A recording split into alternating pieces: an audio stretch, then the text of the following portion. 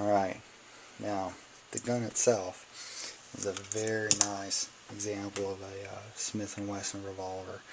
I like it. I think it's a good example of one. The person who owns this actually does take really good care of his guns. It's got some wear on the bluing. And the specific reason I should state that he actually brought it in was because of the hammer. So let's see if I can get this here. You can see the hammer is actually broken off right there. And it's kind of rough, and I guess it was catching on clothes or pocket when he's getting it in and out. So we're going to clean that up. And we talked about trying to reprofile the hammer and keep it so he could still get it with his thumb to cock it if he wanted to. And then there's some other little things. As I mentioned, there's some issues with the bluing on the gun. Got a couple little dings in it.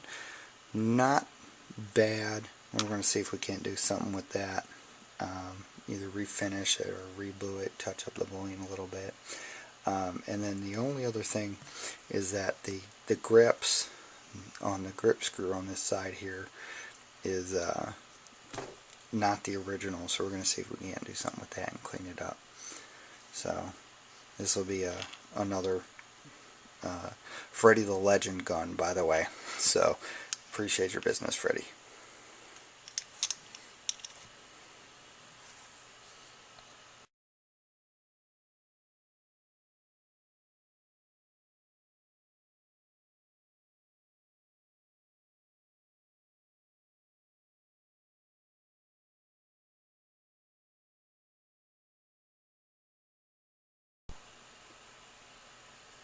I wanted to point out a tip that I had. Anytime you're working on a weapon that's got a really stubborn screw, obviously this hasn't been taken apart for a long time, if ever. Make sure you get an appropriate sized screwdriver that actually fits in that slot correctly without a lot of play. That fills the slot, both the length and depth of it and the width. You don't just want it to contact the hole only at the top and not at the bottom. You want to try to get all the way down the wall of that screw.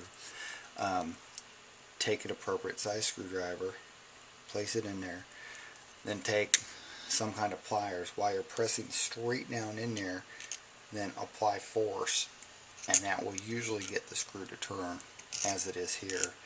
And that way you don't have to worry about stripping it quite as much, because the force is straight down into it as much as possible.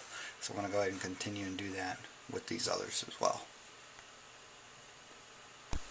Okay, just a minute ago I was talking about real stubborn screws. I've got one here, and while I could go ahead and get an impact screwdriver and just brute force it, I don't want to do that. I want to go in order of ascending force options, because the more force you apply, the more likely you are to cause some kind of damage.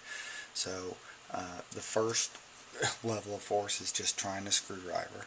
The next one is trying to bear down on it and do it. The next one is to get more mechanical advantage. The next thing that I'm going to do is I'm going to use a penetrating oil, and in my case what I'm going to do is I'm going to actually use some WD-40 and put it down on there just a little bit. You could use Croy oil, it's also another really good one. And I'm going to let that sit and work on it for a little bit. Hopefully that'll loosen it up a little bit. I want to avoid using the impact driver as much as possible.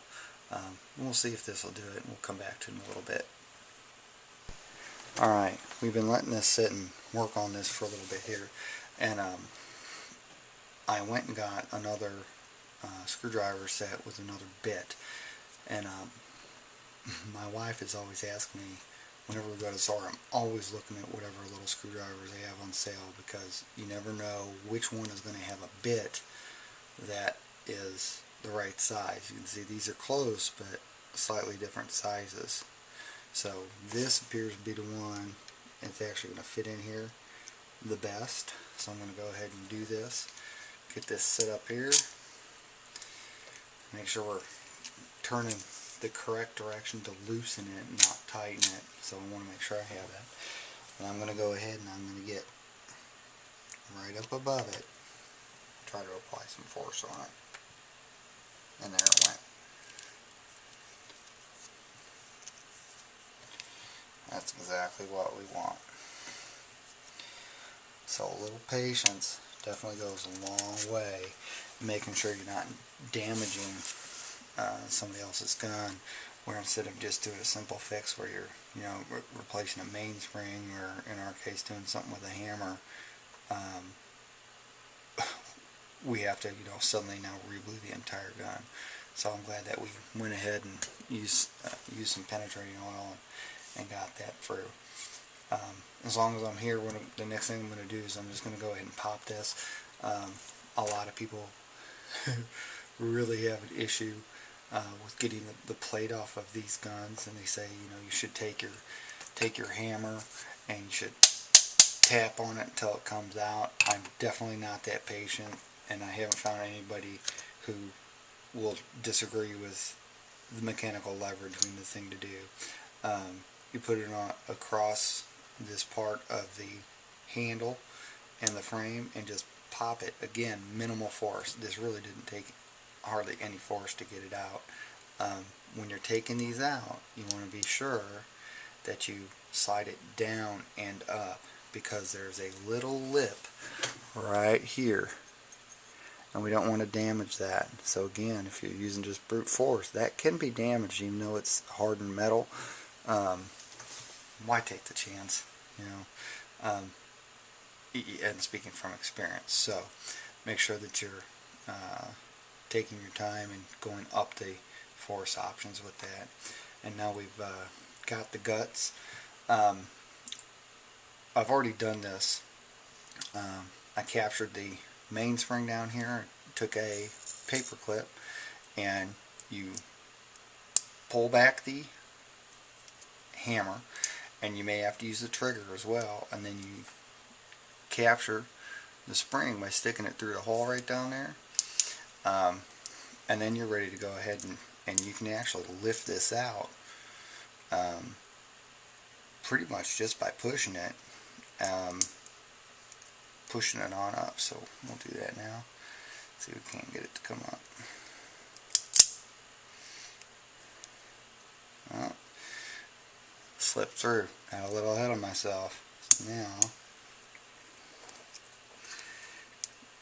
it's just easier to have the hammer do the work on it. I'm going to reposition it. There we go. Now I can lift it out the bottom side of it here without having to really monkey with it too awful much more. Well, I lied. Next best force option. We're going to go straight up out this way because it releases out the frame this direction.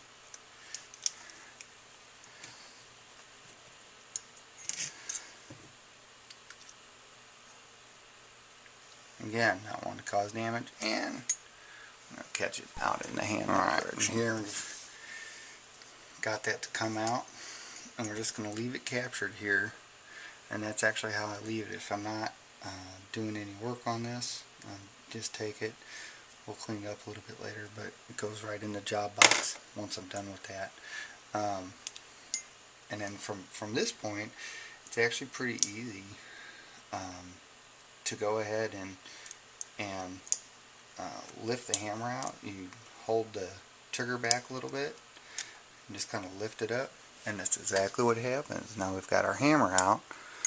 I'm going to leave the rest of the gun alone because it appears to be functioning perfectly. I will clean it a little bit later, but I'm not going to do that right now, because now you can actually see the hammer and you see where the end of it has been broken off by impact. So that's what we're going to work on.